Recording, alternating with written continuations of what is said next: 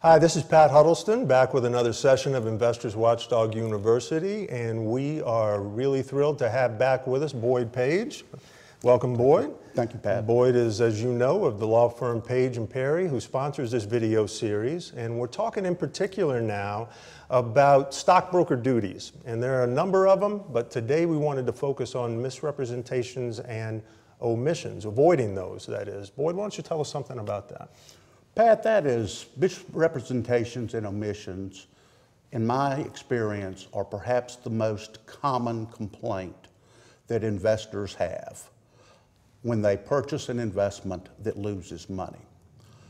Many investors don't understand, but that stockbrokers, when they recommend an investment, have an obligation to provide the investor with full, fair, and balanced disclosure.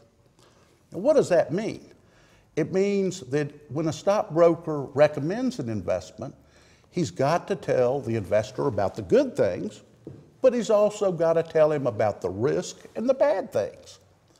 Now, it's sort of counterintuitive because when someone's trying to sell you something, oftentimes they hedge on disclosing the risk, on disclosing the negative aspects of an investment. And investors can't make an informed decision if they're not aware of that. So many of our cases rely very heavily on the stockbroker's failure to disclose important information or misrepresenting or telling a half-truth about that information. We find that almost in every case, frankly. Now, you said something interesting. You said, I think the way you would put it was that, you know, when you're trying to sell somebody something, you sort of hedge on the downside or the negatives. Is that really what they're trained to do, so? Well, brokerage firms are supposed to train their registered reps to do this, but no, normally they're given scripts which emphasize the positive.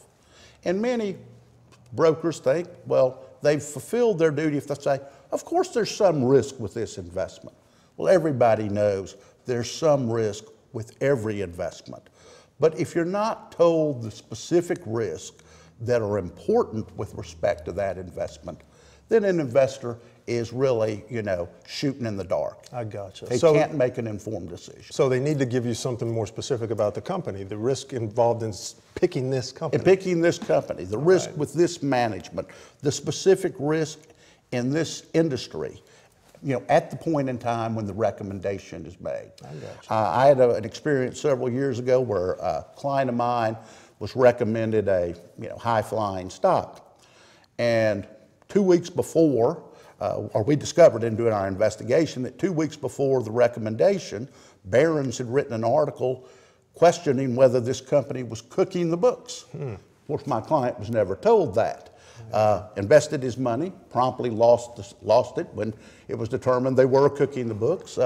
But fortunately, we were able to help him recover his losses. But that's the type of situation which we see a lot of. I got you. Now, with that story that you just told, would that be an example of a material omission? That is, they left something out? They left something out. I got you. Okay. I mean, a misrepresentation is when they tell you really a half-truth. Part of it, what they tell you is true, but there's, you know, the rest of the story, and that totally changes, you know, the perception of the circumstances and the situation. Okay. Is there any way that a customer can tell in the midst of one of these conversations with a broker whether they're getting full disclosure of all information? Well, I always encourage, you know, investors to ask questions. And the one thing is that if the broker can't answer your questions, then he doesn't know the investment well enough for you to be buying it. So I encourage that. But beyond that, no, I think this whole business is based on trust, and the investor has the right to trust the broker to satisfy his obligations. That's terrific. Thanks for being with us, Boyd. Again, it's my pleasure, Pat. All right. Thank you for having me. Oh, our pleasure. We look forward to having you back again. And so that'll be it for this session of Investors Watchdog University. Please be with us again next week. Until then, class dismissed.